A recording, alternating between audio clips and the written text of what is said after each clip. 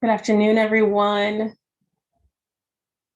Welcome to the opening of what is commonly known as Black History Month, but we are here to celebrate, uplift, and affirm the collective African diaspora, not just this month, but all through the month. My name is Lamisha.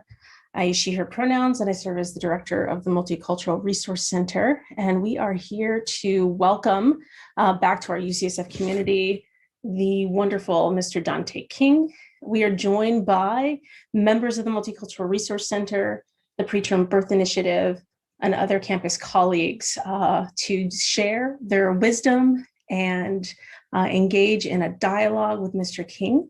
And so from here, I'm going to pass it off to Alexis Cobbins. Alexis. There you are. Alexis, please introduce yourself to the group, and thank you for the handoff and thank you for being here. Hi, everyone. Welcome to Dante King's book launch. My name is Alexis Cobbins. I am the executive director of the California Preterm Birth Initiative. And we are working with Dante internally on our racial equity journey. And I just want to say that his work has been so monumental to us, so inspirational, so effective in helping us fine-tune our programming in a way that is culturally respectful, relevant, and responsive to the needs of the Black community. And Dante is truly a humanitarian. He has impacted the lives of so many of us. I get feedback from people all across UCSF that have attended his events or read his work. And he is helping to validate the ways in which we have all as Black people felt in this country, and his work is so important. And I know that he is, not only is he working with us here at UCSF, he's been doing work with Johns Hopkins and with the Mayo Clinic. And so I'm just really inspired by Dante and proud of Dante. And we'll pass it off to Dante to get us started. Wow, thank you, Alexis, for that intro. I want to say thank you to Dr. Hill and to Melissa Bautista here at the UCSF Multicultural Center Office of Diversity and Outreach, as well as Benjamin Wallen, who's taking care of the sound today. I also want to start this off by saying that by dedicating this program and my work to my mom, who is Deborah King Cooper, who's on here watching, I believe, somewhere today. My dad, Harold James King, my brother, Dewan King. I also want to recognize the presence of my grandparents who are no longer with me and with us, but that I know are here in spirit. And I want to recognize and dedicate this program to my dear sister, Lenitra Williams, who passed away around this time last year, and my friend Kathy Broussard, who's suffering some loss right now. I also want to give a shout out and really thank the people who are part of my tribe who encourage me and who have been such pillars of strength for me in this work. Many of you, some of you of which who are here today. So we have executive director of the Preterm Birth Initiative, Alexis Cobbins, who just kicked things off. We've also got the deputy director of the California Preterm Birth Initiative, Solaire Spellin. There's Jessica Brown here, Alicia St. Andrews, Chiamaka Ogwegbu, Segiel Johannes, and Jayantra Henderson, who are just very special individuals to me. I thank you for agreeing to take this time today to do this, to kick off this event, which is very special to me.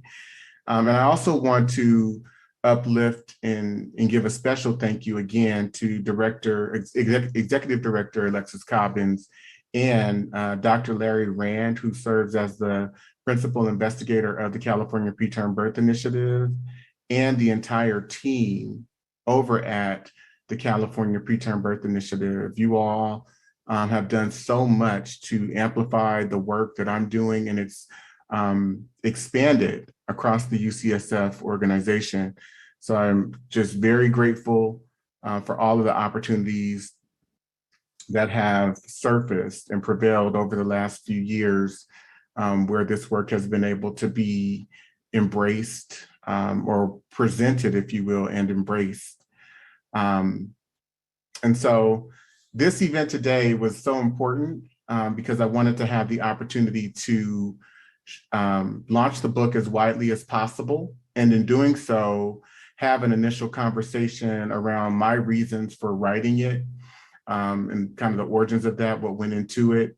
And I also wanted to spend some time with folks clarifying and or demystifying certain aspects of the work in a way where we process reflections together. And so again, some of the people who are nearest and dearest to me have agreed to do this, and we'll get started. So why don't we all come onto the screen and show ourselves, wonderful people. And I'll turn it over to Alexis. You can get us started with just kind of sharing some of your thoughts about the book itself, the 400-Year Holocaust. And again, the whole name is The 400-Year Holocaust, White America's Legal, Psychopathic, and Sociopathic Black Genocide, and the Revolt Against Critical Race Theory. So Alexis. Yes, thank you. I think this is such a critical and important piece of work. It helps us to look at the history of this country with a different lens and a different frame, and a more appropriate frame. And that helps us really understand how deeply rooted in the fabric of this country anti-Blackness is. And it helps us also understand the reason why we see particular disparities in the Black community today. So I have two questions that I want to ask or have you speak to. One, just as I've been telling people about your book and trying to encourage everybody to buy your book, I've gotten some reactions to the title of your book. And so I'm wondering if you would speak to why you chose to name your book The 400-Year Holocaust and what that means. Sure. So I think there are several reasons, and I also had mentioned this when we were talking about this last week, but Alicia St. Andrews is here, and she was reading through a very rough draft of the book some time ago. And one of the things she caught on to is I mentioned in the book that the experiences of Black people has been so severe, and the magnitude of terror that Black people have faced, that Black Americans in particular have faced in this country at the hands of not only white extremists per se, but leaders of our institutions, past and present, but really throughout the trajectory of the evolution of this cultural development, if you will, has been that of a Holocaust, has been reflective of that. And so if you look up that word, the definition, as noted, or widely known definition, is that it's that of mass destruction, if you will. One of the other reasons for choosing it is in 1916, there was an American eugenicist by the name of Madison Grant. And he had a book called The Passing of the Great Race. Some of the things that Dr. Grant stated in his book, and I'll just read a few quotes, not to go into too much. But he says that whenever the incentive to imitate the dominant race is removed, the Negro, or for that matter, the Indian, reverts shortly to his ancestral grade of culture. In other words, it is the individual and not the race that is affected by religion, education, and other things. Negroes have demonstrated throughout recorded time that they are a stationary species and that they do not possess the potentiality of progress or initiative from within. Progress from self-impulse must not be confounded with mimicry or with progress imposed from without by social pressure or the slaver's lash. He also said, when the impulse of an inferior race to imitate or mimic the dress, manners, or morals of the dominant race is destroyed by the acquisition of political or social independence, the subservient race tends to revert to its original status, as in Haiti. So he had a lot of derogatory concepts that he espoused about Black people. The entire book was the prioritization of Anglo-Europeans, particularly that of like Western Europe, Northern, as superior, and that Black people were substantially inferior and below not only white people, but those that he classified as non-Negroes, right? So we're at the lowest of the totem pole. You then have the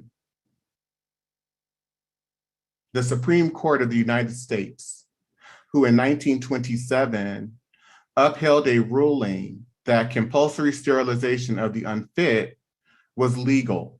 From that legislation, you can follow what some have referred to as an all-out campaign to compulsory target Black women and Black men to some degree, but particularly Black women and young Black girls, if you will.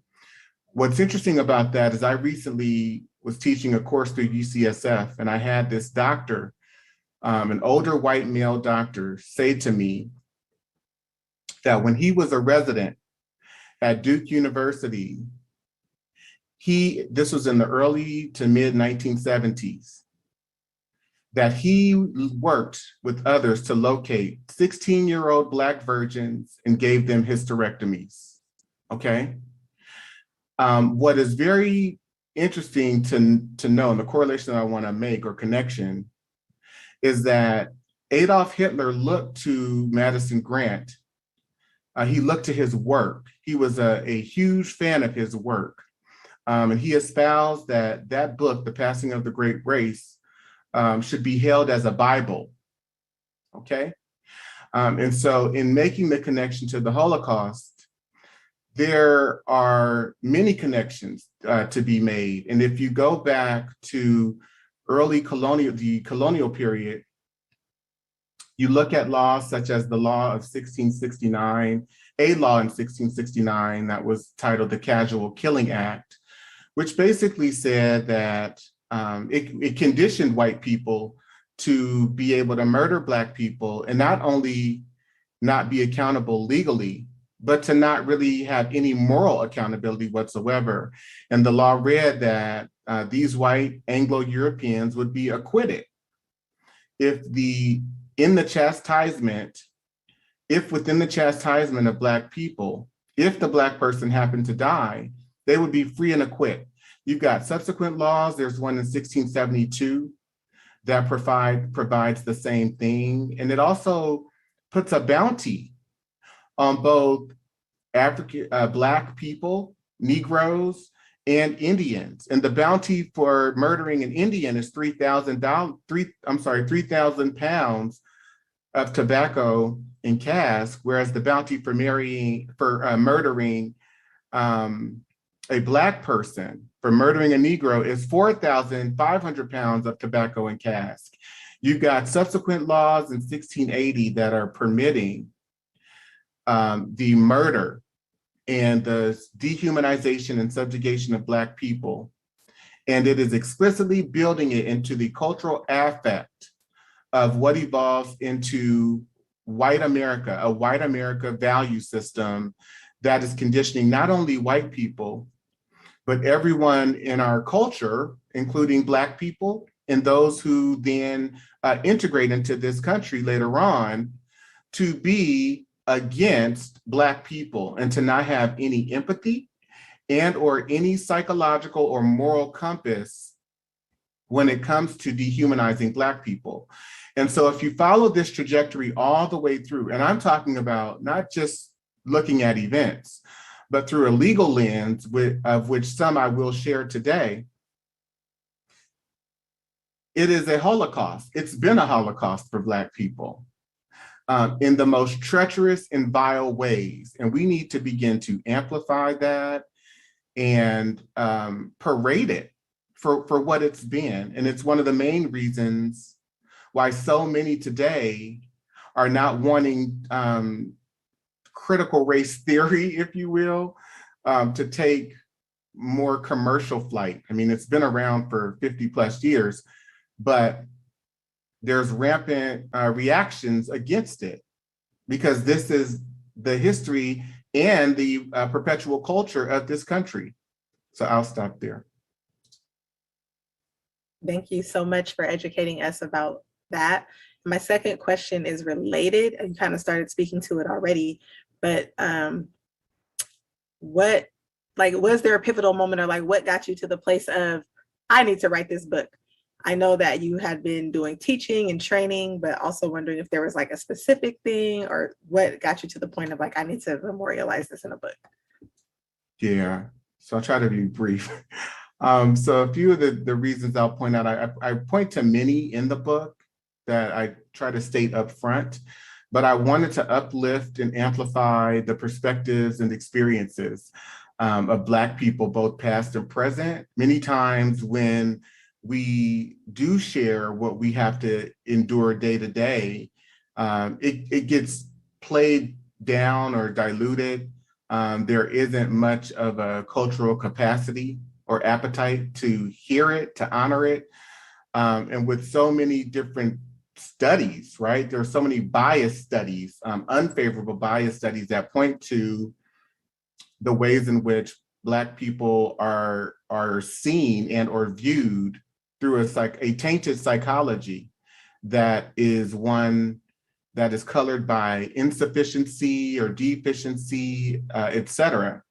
I also wanted to reignite the discussion in ways that recognizes and acknowledges, again, just the daily experiences of Black Americans while providing validation and credence to those experiences. I felt it necessary to share the work widely rather than limiting the reach of my work to the courses that I teach, which many of you are familiar with. And I also wanted to be able to convey the pain and the sorrow that I feel, that I carry within me before I die. I started to feel like I was not gonna make it to 50 years old. And understanding what I now understand as this all-out campaign against Black people psychologically, emotionally, culturally, et cetera, due to my own encounters and also that of the studies that I've undertaken, I needed to be able to leave something behind and to contribute to a conversation that so many other Black scholars, literaries, and everyday people have contributed to for centuries, decades and centuries. So those are some of the reasons. And we so appreciate you for bringing this into the scholarship. I don't know if there's a particular order or I can just pass it to someone. I'll pass it to Solaire, spelling. I felt like you were going to pass it to me, Alexis. Thank you. So I have a question for you, Dante. And I'll just start by sharing that when I attended one of your first trainings for me, it was like 4 or 5 years ago. That was the first time that I had ever learned or heard about the psychopathic and sociopathic elements of anti-Black racism. And it's so critical to really understanding how it operates. It's important to understand with that framing. But also I feel like it is something that's unique and it's often left out or absent from our traditional racial equity trainings that you would get. And so I'm wondering if you could talk about why this is so important. It's so important that it's in the title of your book. So if you could just share a little bit more about that. Yeah, this might be somewhat of a long answer, and I think I'll share some of the slides now. I see you smiling, Chiamaka. I'm going to get you. So I think to Larry's point, and I'm going to pull few of the slides that I share in my deck.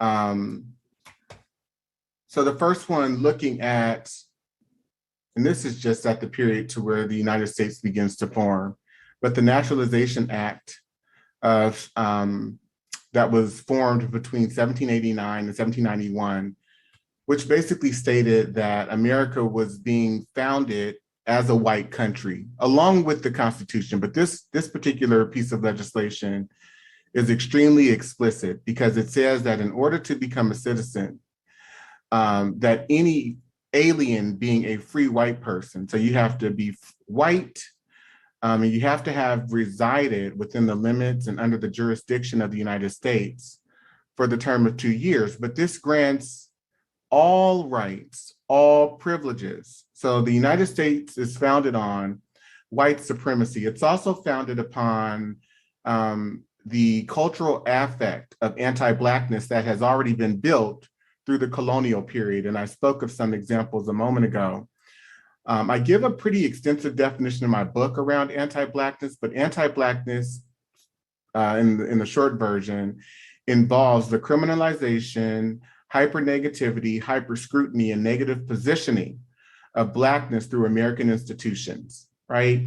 And so if we look at, for example, the Fugitive Slave Act of 1850, what this law did, one of the things, or a few of the things that this law did, was it required white people to catch any slave or person that was alleged to be a runaway slave.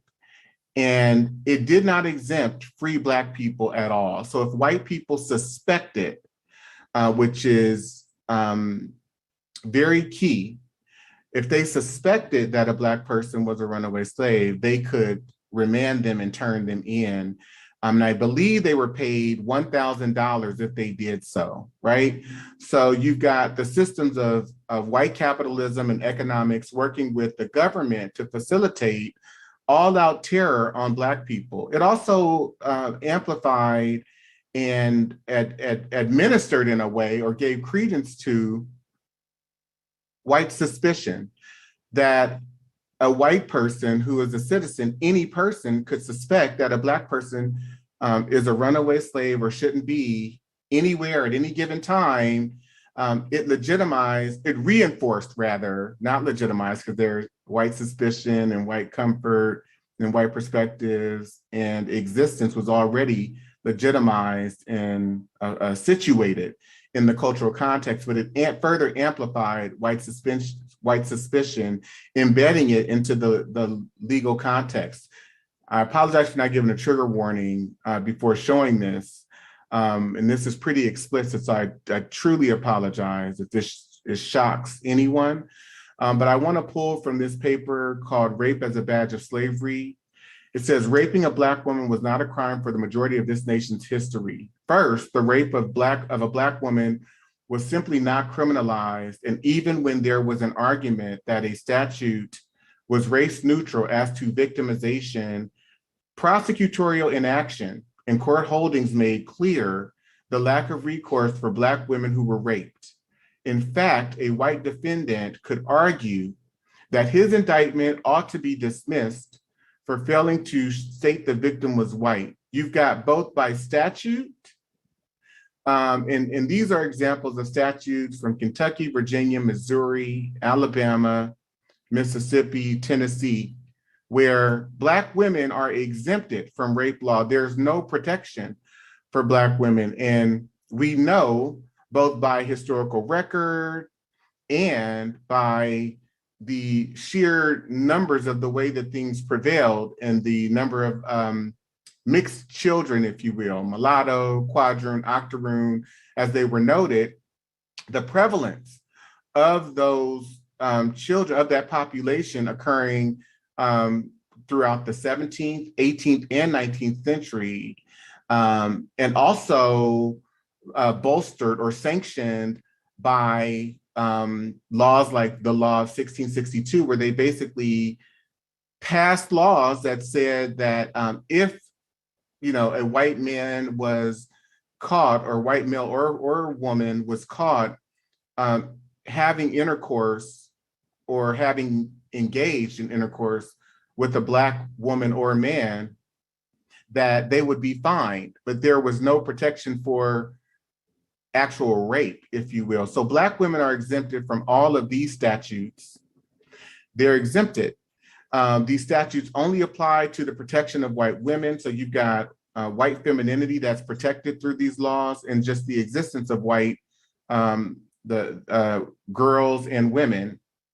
White men are exempted from most of these statutes, meaning that there are no laws that criminalize white men for the act of rape. These laws all situate Black men in the Black profile as that of those who are noted as rapists, right? Even through court decisions. This is Missouri 1855. We know, based on the information that is just widely known or available, if you will, that this young girl, Celia, who was being raped by her master at the time, Robert Newsom, of whom she had 2 children by previously and was pregnant with the 3rd one, that he had continued to rape her, and that she had sought out help to try to be protected, to try to get help to stop the abuse. The judge in this case, Judge William A. Hall, stated, he gave instruction to the jury, and he defined the rape as intercourse. He said if Newsom was in the habit of having intercourse with the defendant, who was his slave and went to her cabin on the night he was killed to have intercourse with her or for any other purpose, and while he was standing in the floor talking to her, she struck him with a stick, which was a dangerous weapon, and knocked him down, and struck him again after he fell and killed him by either blow. It is murder in the 1st degree. He criminalized her, he sentenced her to 1st degree murder, or gave instruction for them to convict her of 1st degree murder, which was later appealed, but then the higher court upheld it, the Supreme Court. There's no accountability, because you've got the people who are part of the cultural terror enacting laws, either through statute or decisions, that sanction that Black people are not human in every way. And so in this particular example, it's not rape, it's intercourse, right? You've got the Supreme Court in Mississippi that rules in the case of a Black girl who was raped by a Black male slave, that rape was only rape if it was committed upon the person of a white woman. You've got in 1918, this is beyond the period of enslavement, right?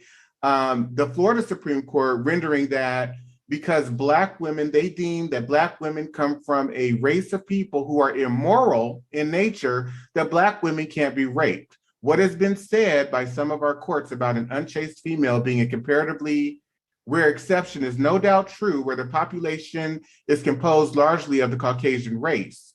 But we would blind ourselves to actual conditions if we adopted this rule, where another race is largely immoral. That is largely immoral constitutes an appreciable part of the population.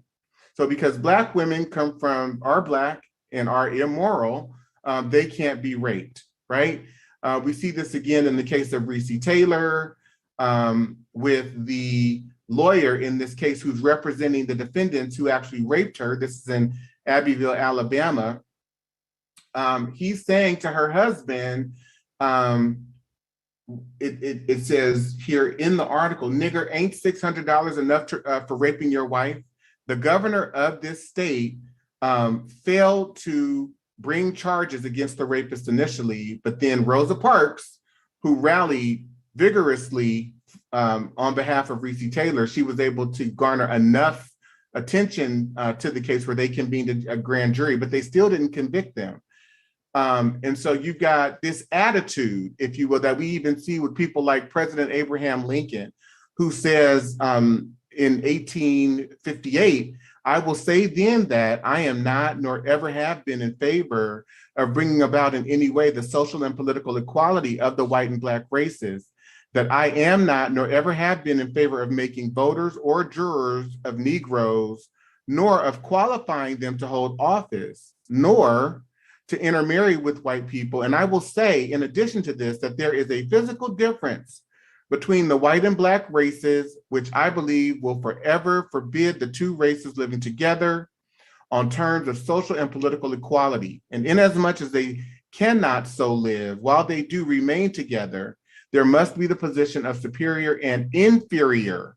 And I, as much as any other man, am in favor of having the superior position assigned to the white race. So I'll stop there, I'll pause, but I think we need to take a very deep look at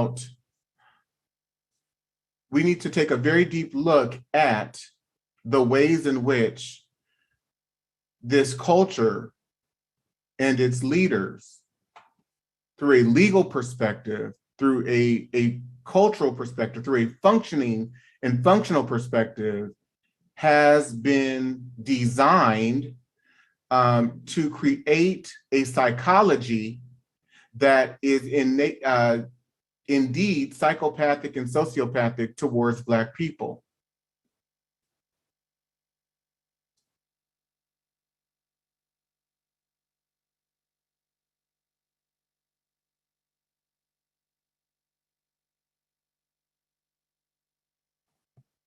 I'm happy to, oh, go ahead, Dante. Oh, I didn't know if Solaire was. That was my question, but you, Dante. Okay.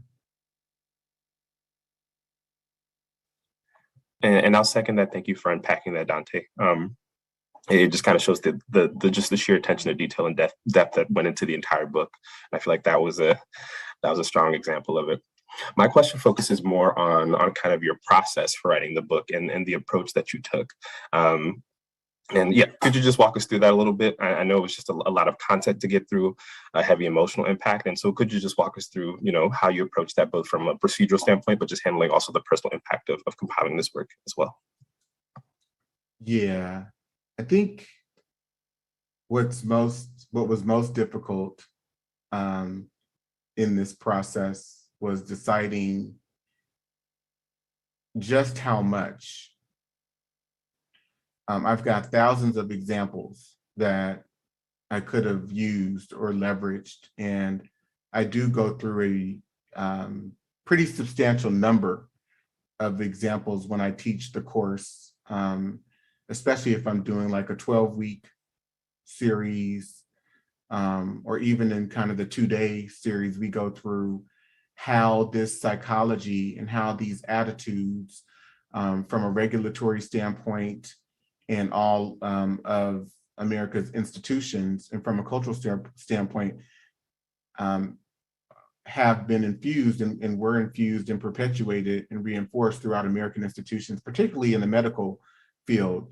There are so many examples. There's no shortage of examples. And so it was important for me to make the point without overwhelming people too much, but that was also hard because it left me not knowing whether the point would be made adequately, or whether or not there was adequate detail in the book itself, which is why I kind of state over and over again up front and throughout the text, to please engage in other forms, particularly in the course that I teach, which one is available here through UCSF, offered through their Office of Continuing Medical Education. And then there's another longer series that's available through my website, and or organizations partner with me and bring me in for trainings. People can access the material that way, but I would hope that people did access one of those as additional vehicles, because the book is, the purpose of, or the intention of the book was to be used as a prerequisite and or an ancillary tool to accompany the course. But as I get feedback from people like yourselves, I'm understanding more that many of the points that I intended to transmit in the ways in which I intended them to, that they are transmitting in that way. So is that helpful? Or did that answer your question? Okay.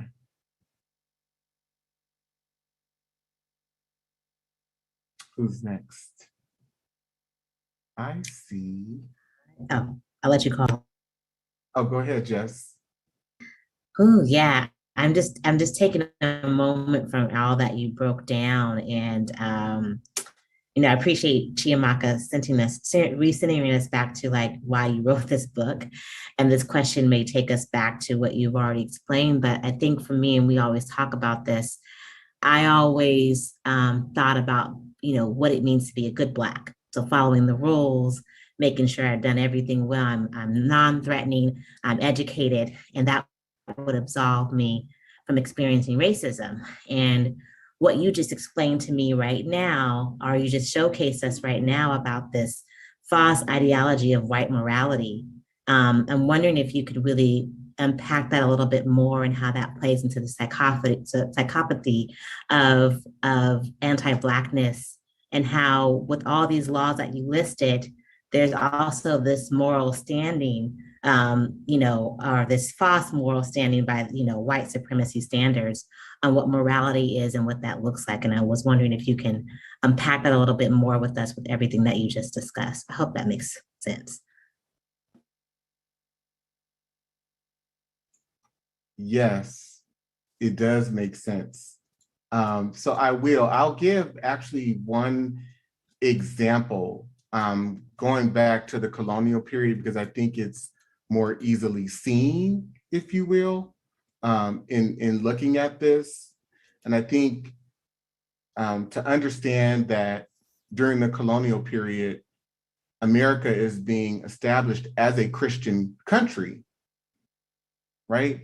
And the remnants of that, as different sects of Christianity emerge throughout the 18th century, throughout the 17th and 18th centuries, they impact, kind of the American religious apparatus, if you will, through different sects of religion: Presbyterianism, the Baptist Church, AME, et cetera, right? But if you go back to that period during colonialism, I'll give just one example. This law, an act preventing Negro insurrections, it says, whereas the frequent meeting of considerable numbers of Negro slaves under pretense of feasts and burials is judged a dangerous consequence, for prevention whereof for the future, be it enacted by the King's most excellent majesty, by and with the consent of the General Assembly, and it is hereby enacted by the authority aforesaid, that from and after the publication of this law, it shall not be lawful for any Negro or other slave to carry or arm himself with any club, staff, gun, sword, or any other weapon of defense or offense, nor to go or depart from his master's ground without a certificate from his master, mistress, or overseer, and such permission not to be granted but upon particular and necessary occasions. And every Negro or slave so offending, not having a certificate as aforesaid, shall be sent to the next constable, who is hereby enjoined and required to give the said Negro 20 lashes on his bare back, well laid on, and so sent home to his said master, mistress, or overseer. And it is further enacted by the authority aforesaid that if any Negro or other slave shall presume or lift up his hand in opposition against any Christian shall for every such offense upon due proof made there by the oath, just by the very word of the party before a magistrate, have and receive 30 lashes on his bare back well laid on. So I just want to make a quick point, and then I'm going to continue, that this law is conditioning white people to be able to do whatever they want to Black people, to degrade, dehumanize in the worst ways. It's also conditioning Black people in ways where there is total fear of white people. If a white person says that you intended harm to them, that you lifted up your hand, you did anything to evoke any type of fear in them or potential threat, that you would be subject to 30 lashes, right? The last point I want to make, it goes on to say, and it is hereby further enacted by the authority aforesaid, that if any Negro or other slave shall absent himself from his master's service and lie hid and lurking in obscure places, committing injuries to the inhabitants, and shall resist any person or persons that shall by any lawful authority be employed to apprehend and take the said Negro, that then, in case of such resistance, it shall be lawful for such person or persons to kill the said Negro or slave so lying out and resisting, and that this law be once every 6 months published at the respective county courts and parish churches within these colonies. And so being founded as a Christian nation, you've got literally for almost the first, really the first 160, 70 years of this cultural evolution, laws and actions that are being enacted that are shaping cultural behaviors, the cultural aesthetic of America. And this is being done by people who consider themselves God-loving, God-affirmed, Christian, moral people. So these actions, legalized terror, legalized rape, in essence, sits at the core of white morality. These laws are published at churches. These laws are published everywhere. And so right after prayer, we're going to introduce a new piece of legislation or statute that says you can murder Black people. You can actually chastise them if they happen to die. It won't be a felony. You'll be acquitted. If you happen to kill them or murder them, if they are resisting the rape of one of their family members or any type of, personal rape or dehumanization, if they fight for themselves and you happen to do anything to them that, murders them or hurts them pretty significantly, that there's total absolution for it.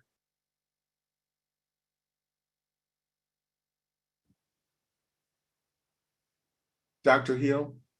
Thank you, Dante. And to our campus community and our audience, I just want to acknowledge that sort of the importance of acknowledging and putting forward a trigger warning. I know there's a lot of imagery in the slides that may activate folks, and also the language that is used and it is re-shared. And I just want to say that in terms of our principles of community, we do want to be mindful about repeating language even in a historical context, as it still is impactful and may bump against our values for inclusion. So just a gentle warning and not a full-on distraction, but I do want to say that to our community.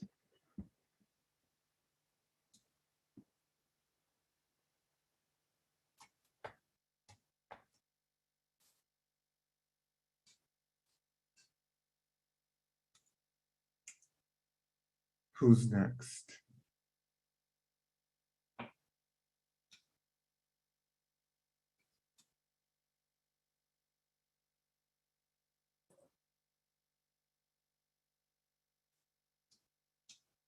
I can provide a reflection. I think defining whiteness as anything less than psychopathic is insane and delusional.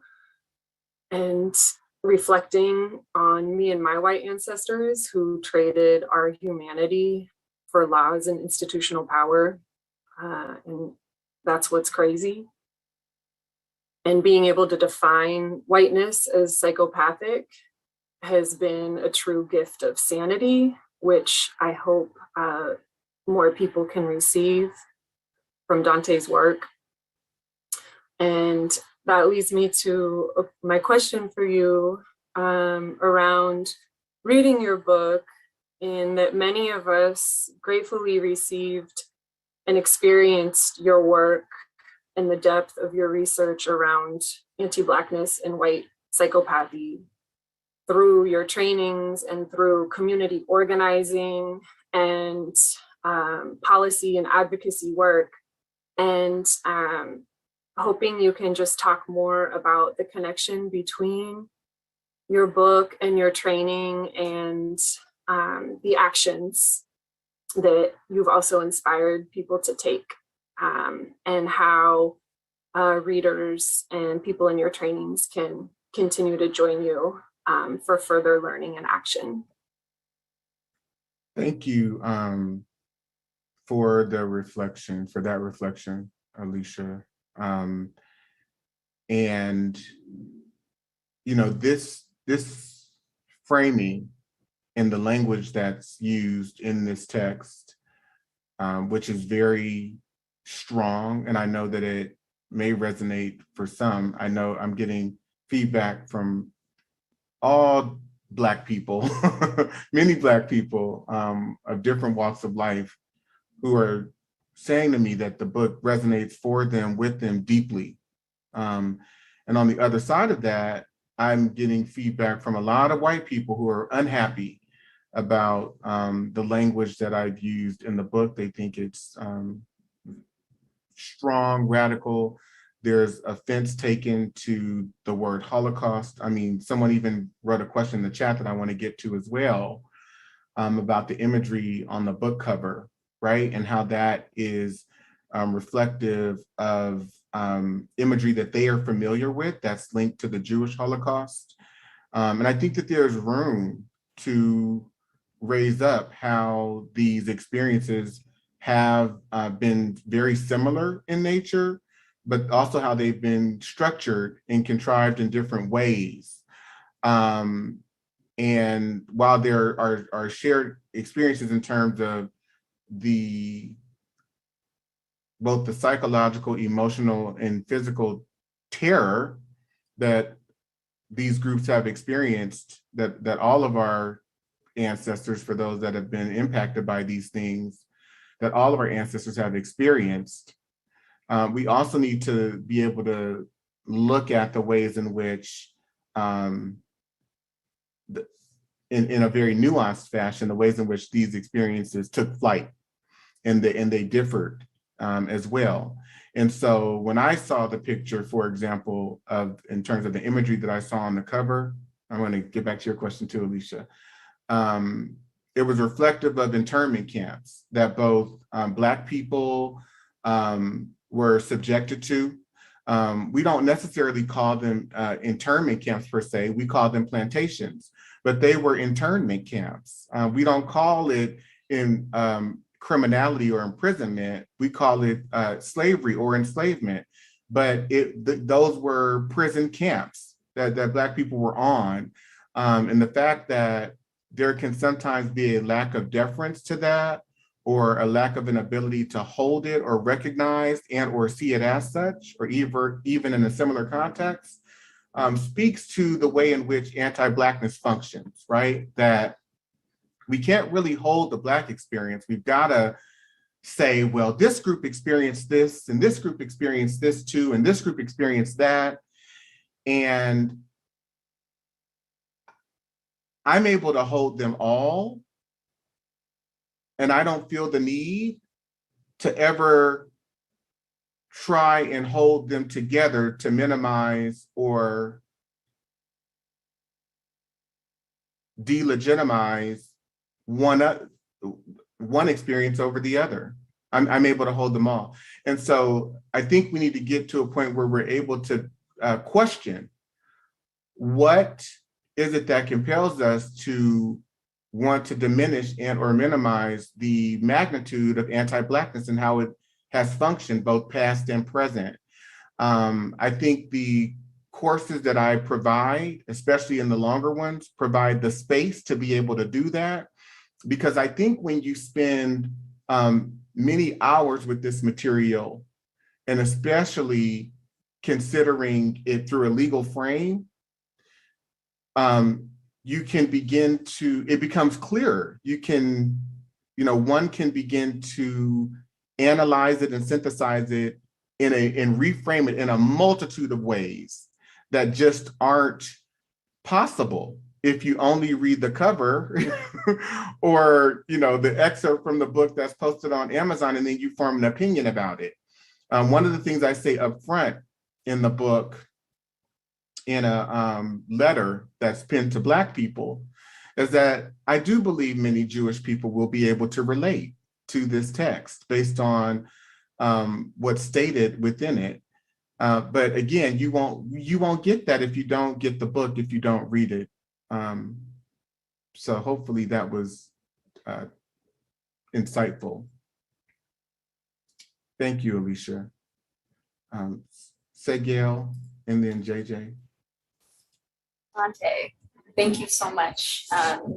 I think that was just such a brilliant segue into the question I have for you, which came about as I was sitting and reading the book and imagining what the experience might be of non-Black people, and particularly white people in reading this book and the reactions they might have, and almost reflexes that are in the hopes of essentially being motivated to read the book in order to alleviate a sense of guilt, engage in performative allyship, and then essentially, after reading the book, be able to engage in an inappropriate self-congratulation after having read your book. So I really wonder, what is your advice about how people should prepare their mindset to be before even picking up the book and also while reading the book? That's a great question. Thank you, Segel. I think that people have to be in a space of assuming the position of a Black person. Read it from that place of first person. What if this was your experience? For those who are not Black, and it is not your experience, and try to see it as such. Many times I have to do that, especially as an HR professional. Whenever, for example, I remember discussing some years ago a situation that had occurred on the job where this woman had made certain gestures and taken actions toward a male employee. And I was kind of discussing it hypothetically with my mom, and she was like, well, that's not sexual harassment. They might have been playing around. And the woman had actually taken her hands and gone up the man's lap. And I said to my mother, well, what if it was the other way around and he had taken his hands and gone up her legs, into her skirt? And my mom was like, well, that's sexual harassment, right? She could see it that way, and she wasn't necessarily able to see it the other way. And I invite everyone to always do that. When you don't get something, just reframe it in a context that you're more familiar with. And in this case, try to step outside of yourself and think about, how you would feel, what impact would this have on you, and what impact do you think this would have on you if these things had happened to your community, to your group, to your parents, to your grandparents, if they were subject to it. What type of emotional connection would you have to it? And I would also invite you to consider, if that emotional connection is not present, why is that? Where is that empathy deficit? Why is there an empathy deficit? Where does that come from? Why does that exist? And I do believe that and I have a friend who also, well, I won't mention it, but one of the things we talk about is the empathy deficit as it pertains to Black people in this country. And there are so many reasons why, right? We're in a cultural context that is not ours as African people, as people who are predominantly African in our ancestry. We have been made to assimilate and conform to Eurocentricity, Eurocentric standards of education, of communication, of education, of laws and policies that are enacted unfavorably towards us and in favor of white people. And even in our conformity, as we have conformed, we still are not accepted, right? We still are not celebrated and or embraced. And so some of the things that I take to task in my book is the whole notion of equality and equity, that there could ever be that, when that is not the objective of white people in this country.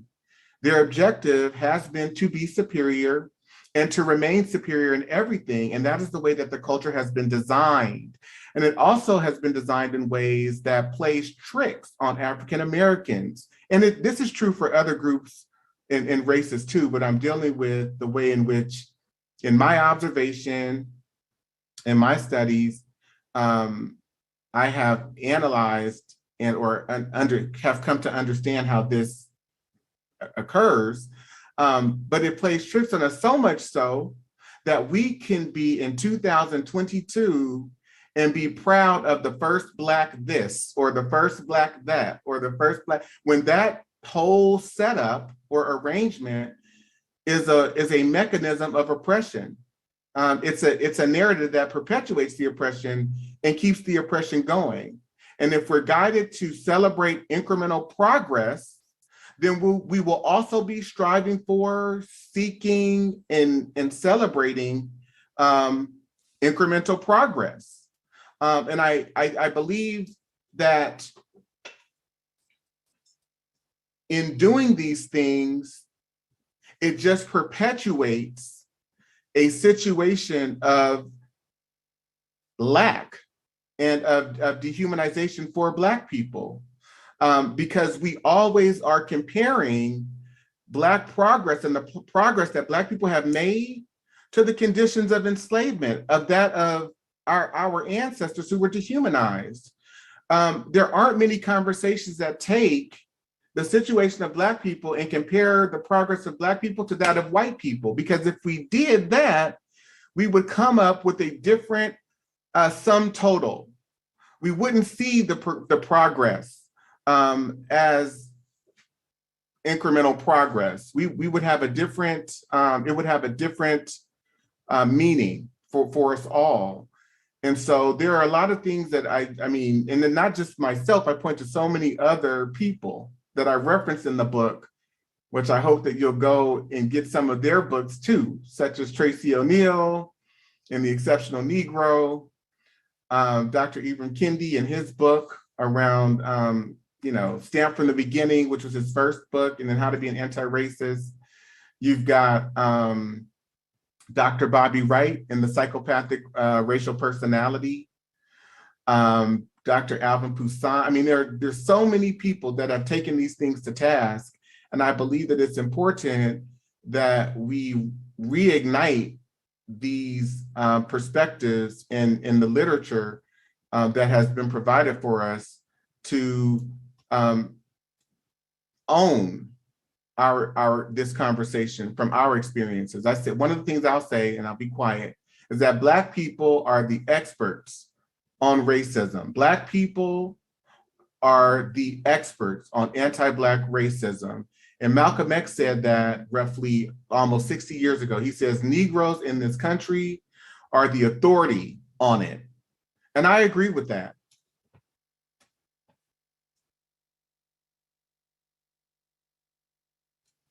That ties very closely to my reflection just of my work with you over the past couple of years, Dante, and reading the book. I think so often when you study like diversity, equity, inclusion, it's it can be taught from a standpoint of like, well, we just ended up here. Like there was enslavement and then these things happened and now we're here. And I would always just remember feeling like, but why though? Like it can't just keep happening if there's all these white people, all these other people of color who like want things to be better for Black people. So like, why aren't they?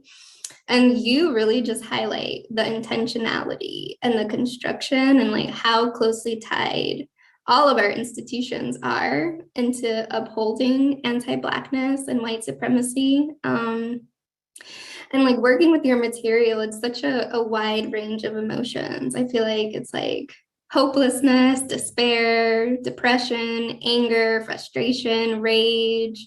And then at the same time, it's also like, I feel senses of like clarity and understanding and even like healing, because I'm like, okay, it's not me.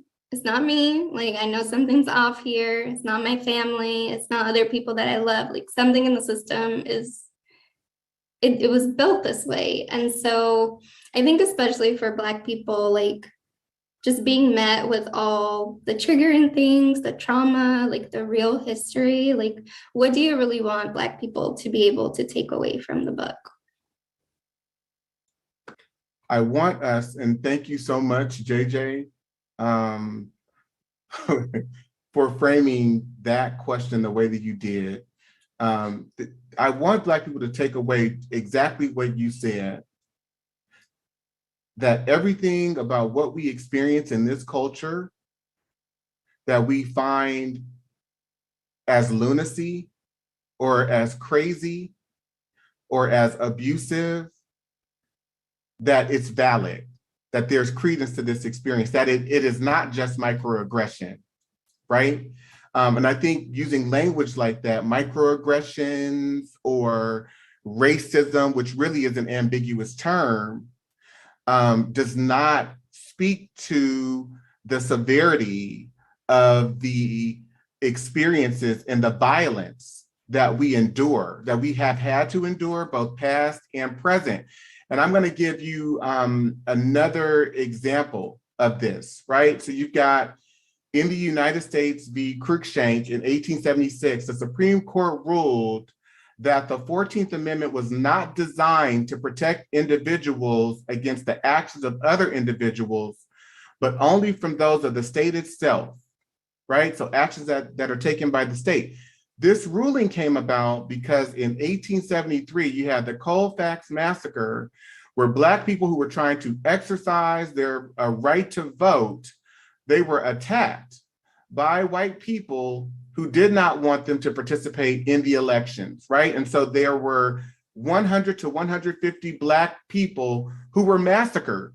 And the case made its way all up to the Supreme Court, and they ruled that the rights of Black people were not protected in essence. You've also got United States v. Harris in 1883, where the US Supreme Court dismissed indictments against the Tennessee sheriff and accomplices who were accused of attacking 4 Black men and killing 1. The court held that the Force Act, which was an act that Congress enacted in 1871, a federal law passed to protect Black Americans from violent terrorism, was unconstitutional because the 14th Amendment limited Congress to taking remedial steps against state action that violated the 14th Amendment and applied only to acts by states, not to acts of individuals. So it was interpreted in ways that served to enact, to disposition and to displace and to further marginalize Black people. And so from these rulings,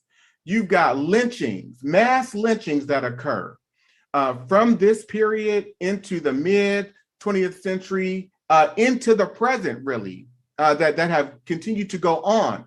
But the difference is that they went on without a lack of accountability in most cases, right? Even to the point where you've got postcards like this. These are postcards, many of them, that begin to be widely distributed, right? And we're not talking about the Casual Killing Act of 1669 or the Act Preventing Negro Insurrections in 1680. We're talking about widespread, rampant terror that was facilitated by the highest court in the United States. And then there was a lack of enforcement and or accountability that states upheld in regard to the protection of Black people. And I point to this one particular article here. This is the John Hartfield lynching. He was lynched because he was dating a white woman, but it says John Hartfield will be lynched, not was lynched. John Hartfield will be lynched by Ellisville mob at 5 o'clock this afternoon. Governor Bilbo says he is powerless to prevent it. Thousands of people are flocking into Ellisville to attend the event. Sheriff and authorities are powerless to prevent it, right? So bear with me because I'm going somewhere in sharing this. So you've got people, here's another one. Wow. Just awful. And as I share these with you, I just want you to look at the normalcy of this, that these events, that these acts were normal and due to a conditioning that sanctioned that this was ordinary, that this was part of the cultural, psychological value system. It was a part of the spiritual and emotional value system, right? So Ida B. Wells says, our country's national crime is lynching. It is not the creature of an hour, the sudden outburst of uncontrolled fury, or the unspeakable brutality of an insane mob. It represents cool, calculating deliberation of intelligent people who openly avow that there is an unwritten law that justifies them in putting human beings to death without complaint under oath, without trial by jury, without opportunity to make defense, and without right of appeal. So from our entrance into the American continent, if you will, from beginning throughout the trajectory, both past into the present, there is a psychology that provides that whether we're talking about incidents or instances with law enforcement, whether we're talking about interactions we have with our doctors, taking our children to school, becoming employed and trying to function adequately on our jobs, running our own businesses. This cultural psychology provides that Black people in America, and particularly African Americans, are public enemy number one. And you see this through housing policy, both past and present. So you've got Euclid v. Ambler, which upheld that racial zoning ordinances could in effect be legal in a sense. The Supreme Court ruled that ordinances in this particular case was not an unreasonable extension of the village's police power and did not have the character of arbitrary fiat. You've got Corrigan v. Buckley that upholds that racial restrictive covenants are legal. And so there's widespread prioritization of white people when it comes to accessing quality housing. The government within the following decade, provides programs through the Homeowners Loan Corporation and other such entities, the Federal Housing Administration that provides subsidies to families, predominantly and particularly white families. There were programs that or clauses that sanctioned that Black people could not have access to these programs. You've got reports that are written in every city, for every city and locale across this country. This is one from San Francisco. And I'm just giving a few examples. It says many nationalities are represented, but there is no inharmonious racial concentration, right? Wherever Black people are mentioned, the language is different. This is for Fillmore. That one was for Bernal Heights. This is for the Fillmore. It says this area of some 20 blocks occupies a comparatively level section which is inhabited by semi-skilled laborers, low-wage white-collar workers, and service group employees with incomes ranging from $1,000 to $2,000. There is a decided concentration of undesirable racial elements.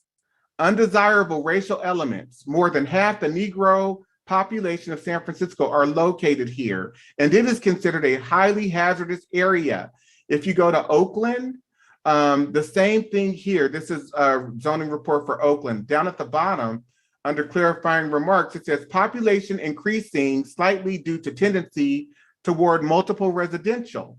This might be termed a high red area and would have been graded C, except for the presence of Negro residents.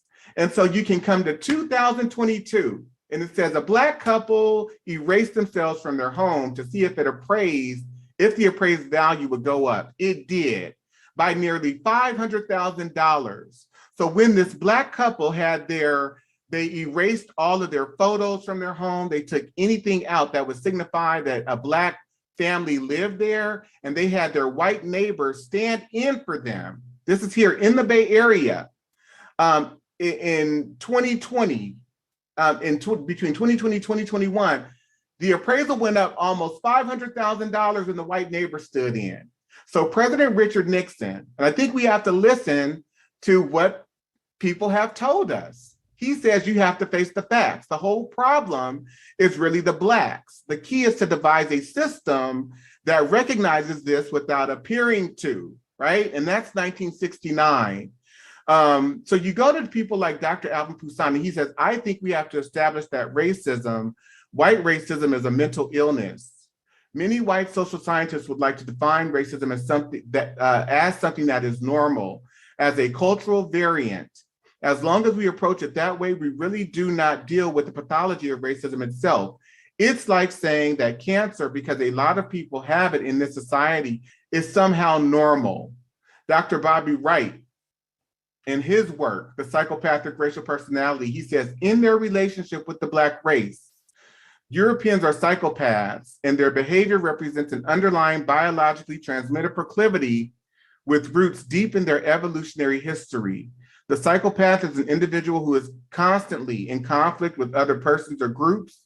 He is unable to experience guilt, is completely selfish and callous, and has a total disregard for the rights of others. One of the best methods that can be used to measure the psychopathic traits of the white race is observing and analyzing their universal overt behaviors and attitudes toward Blacks. He also says psychopaths simply ignore the concept of right and wrong. By ignoring this trait in the white race, the lack of ethical and moral development, Blacks have made and are still making a tragic mistake in basing the worldwide Black liberation movement on moral suasion. It is pathological for Blacks to keep attempting to use moral suasion on a people who have no morality where race is the variable. And so what I also want to do is expand this, because this is not just about white people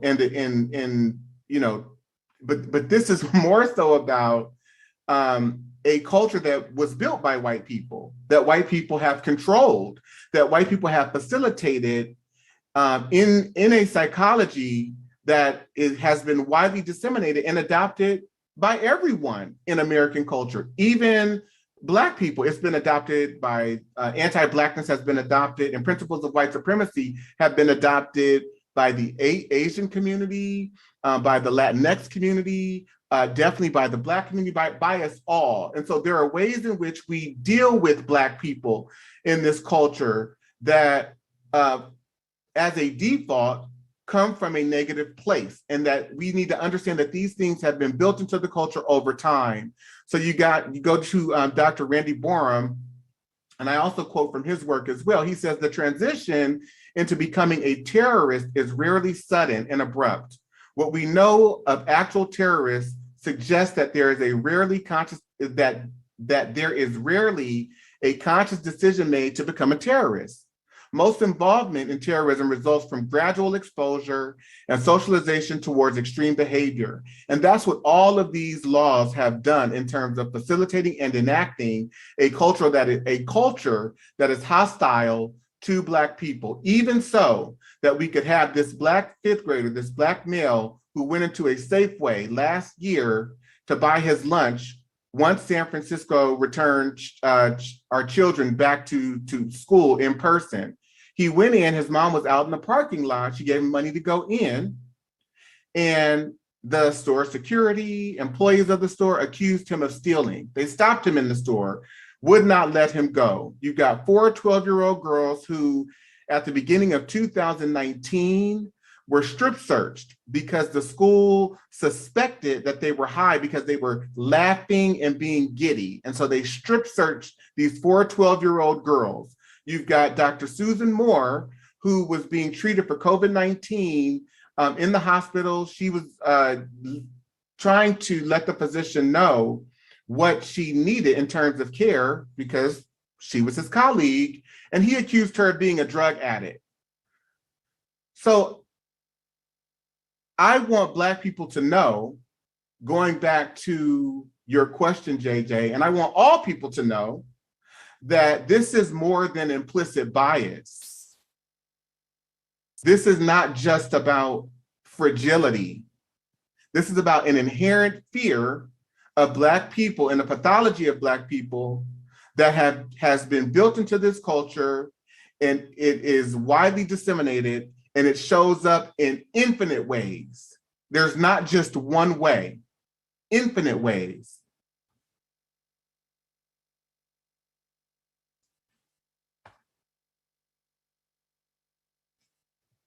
Well, I think there are a couple of questions in the chat. Kiana Benson asked, what is your take on why anti-Blackness should be centered within the context of multiple anti-oppression movements? And she also added, I asked this because I struggle to explain it to others. Well, I think we have to start from the baseline that we are all socialized through Eurocentricity. And in being socialized through Eurocentricity, we have all adopted a white, Anglo-European, Eurocentric, psychological, and institutional, cultural value system and structure within ourselves that provides that anti-Blackness, which is central to the American identity, that provides that we all have subscribed to that innately. We don't have to admit it, but it shows up in our internal reactions, in terms of what we think of Black people at any given point, who we're willing to give more or most of the benefit of the doubt to. There are reactions to it. I'll point to even these examples, right, that I have listed here, where you have Marion Scott, these young girls, Black girls, who are just trying to be themselves. And their schools come along and enact policies that are against them. So Marion, I'm not sure if the school necessarily adopted a policy, but they excluded her from the school picture because of the way that her mother chose to do her hair. Faith Finity, 11 years old at the time, she gets suspended because of her hairstyle, because the school enacts a policy that says that that hairstyle isn't permissible, that people have to wear their natural hair, right? So whether it's the way policies are being designed and enforced, or enforced, the people who find themselves on the bottom level, if you will, or disenfranchised, or on the side of an inequitable outcome or disparate treatment, are Black people, almost always, exclusively. And or if there is a hierarchy racially, we are typically at the bottom. And that can be observed and seen in the showcase of institutional outcomes that we see, as well as empirical evidence that is presented to us through media every day. And all you have to do is pay attention and subscribe to mainstream news, or look at Black news outlets such as the Black News Channel or Roland Martin Unfiltered on the Black Star Network, and you will begin to understand the types of experiences that Black people are having in America. And it's a totally different experience than most other racial groups within this country. And again, facilitated and enacted through American institutions.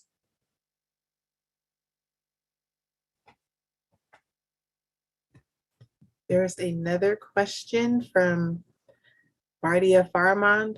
What are your thoughts about how the new generation needs to be educated, both Blacks and whites? And are you hopeful what the next generation will bring to the table? I have to say, that's my dentist. Hey, Dr. Faramand. So he takes care of my teeth. I love him and his family. He is one of my good friends. So if you don't have a dentist, go to him. No, but I think that there are many different avenues available to people in terms of resources. We have so many social media channels. I know I use a different form, a cadre of different forms of media, if you will, that are in my attempts to engage my audiences and the people that I have the opportunity to educate. But there are so many ways for people to self-educate, whether it be through books or through audiobooks or through just logging online and Googling a bunch of information, or if people want to go on YouTube, and YouTube, oftentimes there are videos, many documentaries available, and or if people subscribe to podcasts. But I don't think that there's any shortage of information available to us, especially at the rate and pace by which information is now disseminated. And so there can be no excuse as to why people are ignorant and or don't know anything. And one of the things that I point to in terms of what I see as symptoms of a psychosis is that if there's a lack of urgency or concern, or people are not concerned with wanting to know or understand the ways in which America was founded on white supremacy and anti-Blackness, or if there's any contempt for assertions that anti-Blackness was the key foundational principle to racism in America, or if there's a disbelief that all of white power, all of white privilege, all of white advantage and advancement and opportunity, both past and present, is the result of a prioritization of white people within and throughout all American institutions, right? If people want to play that down, if people want to play down the fact that anti-Blackness has been structural and facilitated through all American institutions and our culture, right? I see that as not just someone having a negative biased attitude or racist attitude. That's a psychosis, because it doesn't consider the reality of factual evidence that we have at our disposal. So I think there are many ways that people can educate, Dr. Faramand. Okay, and I know that we're coming to the end of our time. I think this will be a quick question to answer before we close out. Alvin Hendricks asked, is there a Black-owned vendor that I can purchase the book from? That's a great question. I've been back and forth to Marcus Books. I'm actually going to drop some off there.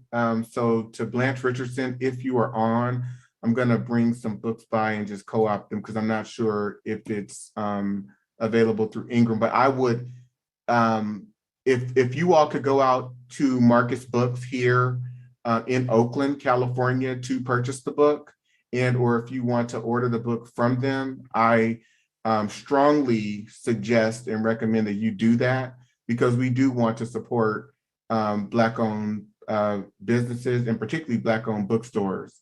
So thank you for that question, Alvin. So we have about 5 minutes left. Is there anything that you want to close us out with today? Yeah, I do want to say that I apologize to anyone who might have been shocked at the onset of the initial slides that I showed, because those are just hard. You know, they're hard for me in my work. They've been hard for me in terms of the ways in which sexual assault and sexual abuse has shown up for me personally and for members of my family and larger community. So I do want to say that. And yeah, but I don't apologize for the fact that I'm a messenger in bringing about a message that amplifies the experiences of Black people and experiences that have been realities for us. These are not just pictures on a PowerPoint slide. These are not just words or slides that I put together. These were enactments of circumstances that Black people have had to endure, that we continue to have to endure at the hands of a culture and people who are hostile to our nature.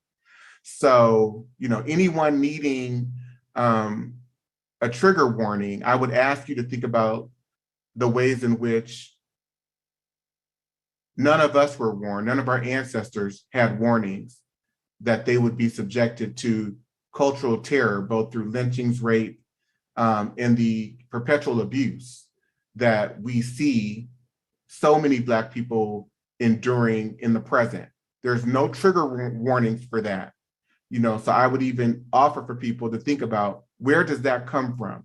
You know, why are you so, I know for myself personally, I won't go into much of this, but I've had guns held to my head. I've been, you know, victims of being robbed because I grew up in a certain place per se. And so why are there some people who are so fragile to where they can't hear at the onset of hearing certain information or seeing certain pictures? It just provides so much of a problem. And I'm not saying for people who may have had like real life upsets per se, but I'm talking about if you have not had these experiences and you're coming from it as an external party and it's just too much for you to handle, or you don't think it's appropriate, where is that coming from? Because I would offer to you to think about the reality of experiencing it supersedes, takes precedence over, and is much more dire than discomfort. So with that's it for me. Does anyone else want to say anything before we close? I just want to say really briefly, one, thank you doesn't describe the work and the weight of the work that you carry, Dante. And for you to immerse yourself in something that is not only so very deeply important, but also painful. You know, we will never know what it means to carry and to do the work that you do.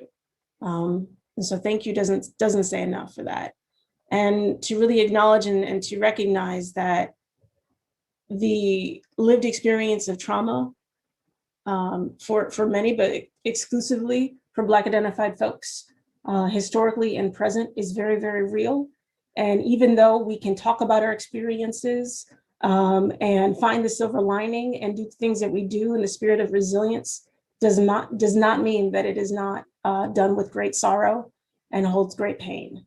And so to remember that as people can stand before you and not only tell their own stories, but that of their ancestors in such a way that you can receive it, please receive it with honor and respect. And so we just appreciate you, Dante. Alexis?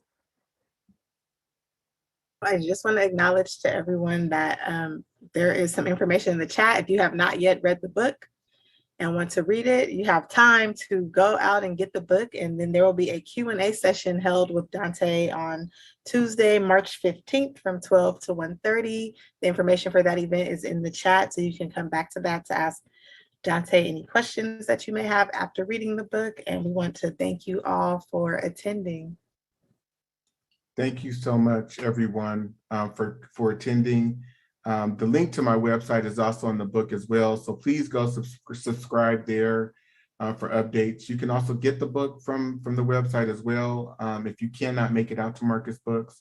And then there are also listings for the courses that are there as well. So if you can sign up for a course, if your job will pay for it, or if your organization wants to, bring me in to do some work, I can do that. But anyway, thank you so much, Dr. Hill. Thank you, Melissa.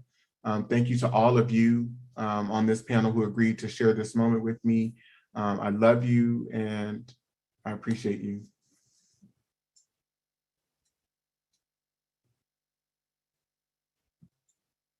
Bye-bye.